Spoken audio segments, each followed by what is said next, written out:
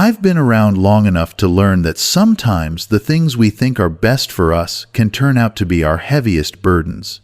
There was a time when I believed that staying close to my children as I grew older would keep me safe and cherished.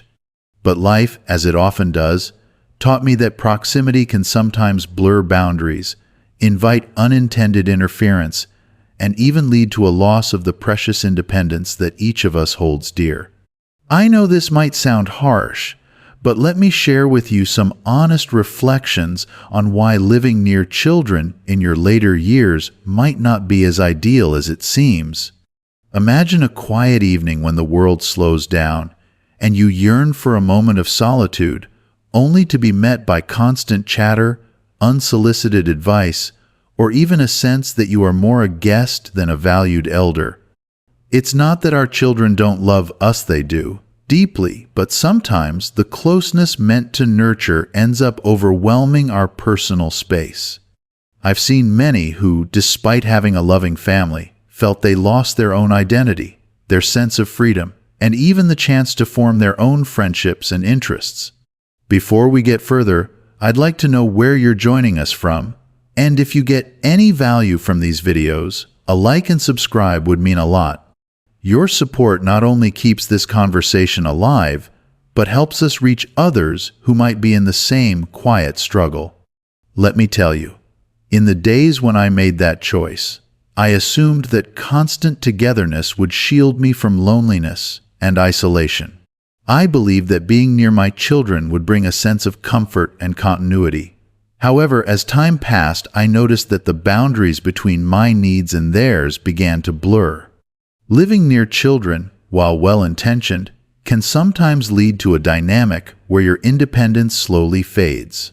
Instead of experiencing a mutually respectful relationship between generations, there were moments when I felt like my own opinions and desires were being overshadowed by the younger generation's way of life. There is a subtle difference between sharing moments and sharing a home. Sharing moments means you have the freedom to visit, to spend quality time without the weight of expectations. But sharing a space can sometimes transform those moments into obligations, where every day feels like a series of responsibilities. When you live near your children, it can be difficult to maintain that personal space, and to continue nurturing the sense of self that has been built over decades of life experiences. It's like living in a beautiful old house, where every room starts to feel crowded because too many people decide to use it all the time. Many of us are raised to believe that family should always be close by. Our hearts are filled with the hope that in our later years, our children will be near us, ready to lend a hand. But there is a quiet wisdom in understanding that sometimes distance allows both sides to grow in ways that proximity can stifle.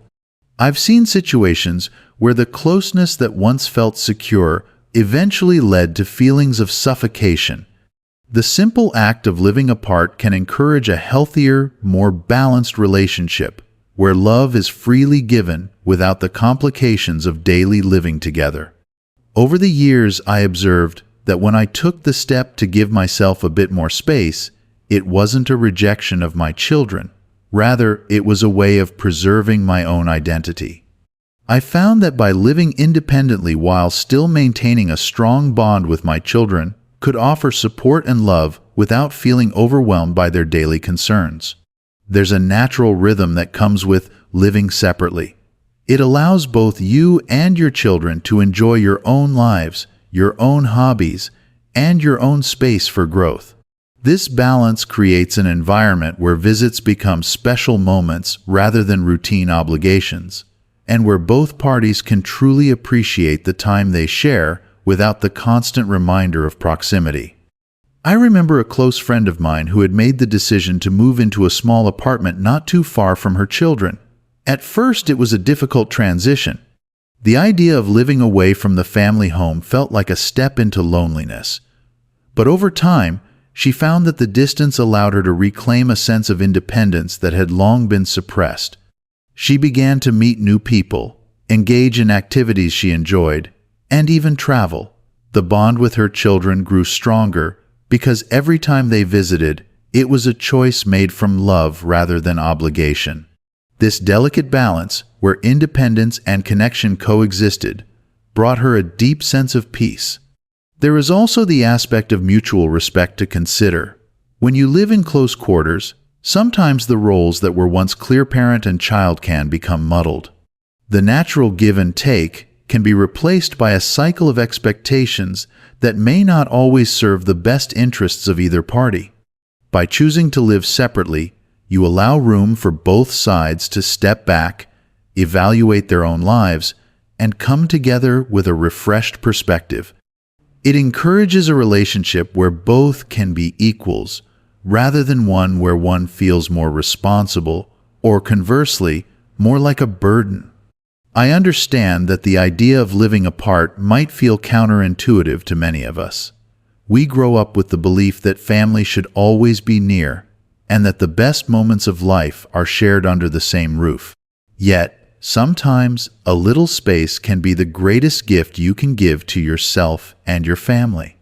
It's in that space that you find the freedom to be who you truly are, a person with dreams, hobbies, and a life story that deserves to be written without interference. There are practical reasons as well. Living separately means you can tailor your environment to your own needs without having to accommodate the routines and preferences of another household. It gives you the chance to design your living space exactly as you like, without compromises that might not align with your personal style or needs. And this independence can be incredibly empowering. You get to decide how you spend your days, who you spend them with, and what kind of support you need or want. This level of self-reliance is something that many of us treasure and that can often be overlooked when we live too close to those we love. Now, I'm not saying that living near your children is always a mistake. There are many families who thrive on that closeness and have built a lifestyle that works beautifully for everyone involved. The key, however, is to be aware of the potential pitfalls and to recognize that what works for one family might not work for another. The wisdom here is in understanding that our individual needs evolve over time. What once felt comforting might eventually feel like a cage if it limits your personal growth and freedom. At times, the decision to live apart might be met with resistance or even guilt. There can be a deep-seated fear that by choosing independence, you are somehow rejecting your children or the family bond. But the truth is, fostering a relationship based on healthy boundaries and mutual respect is one of the greatest acts of love you can offer. It shows that you trust in the strength of your relationship enough to let it flourish without constant oversight. In a way, it teaches your children the importance of independence and self-care lessons that are invaluable as they navigate their own lives. I have seen how a little distance has allowed relationships to deepen. When you step back, you start to appreciate the moments you share more profoundly. Visits become celebrations rather than routine check-ins. The stories you exchange are filled with genuine care, not overshadowed by the everyday hustle of living together.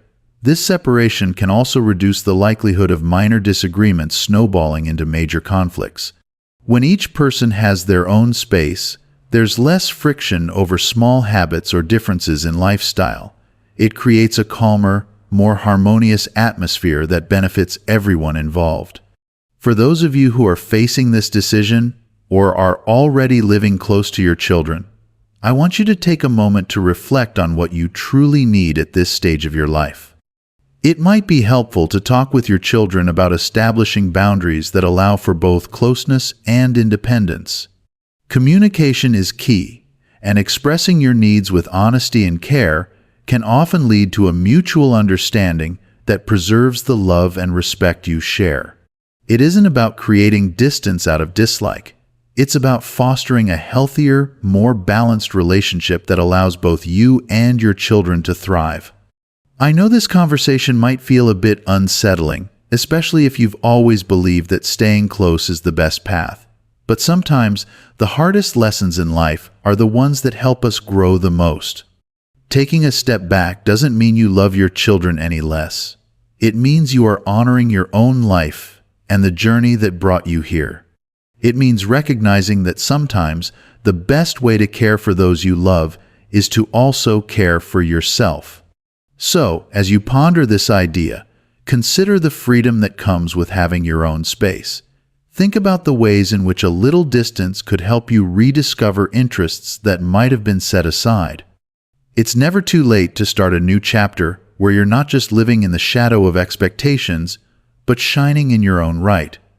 Life has taught me that independence in old age isn't a rejection of family. It's a celebration of all that you are and all that you still have to offer. In the end, every decision in life comes with its own set of challenges and rewards. Choosing to live apart from your children, when done with care and open communication, can be a pathway to a richer, more fulfilling life. It gives you the space to be the person you've always wanted to be, while still cherishing the connection that has shaped you. Embracing this balance might be one of the biggest, yet most rewarding, steps you take in your later years. I hope these reflections have given you something to think about. Sometimes, the most profound wisdom is found in recognizing that not all traditions are meant to be followed blindly. There is value in questioning the status quo and finding a path that truly aligns with your needs. Thank you for listening and for being open to considering a different perspective on family dynamics in old age. May your journey ahead be filled with the kind of peace and fulfillment that comes from living true to yourself.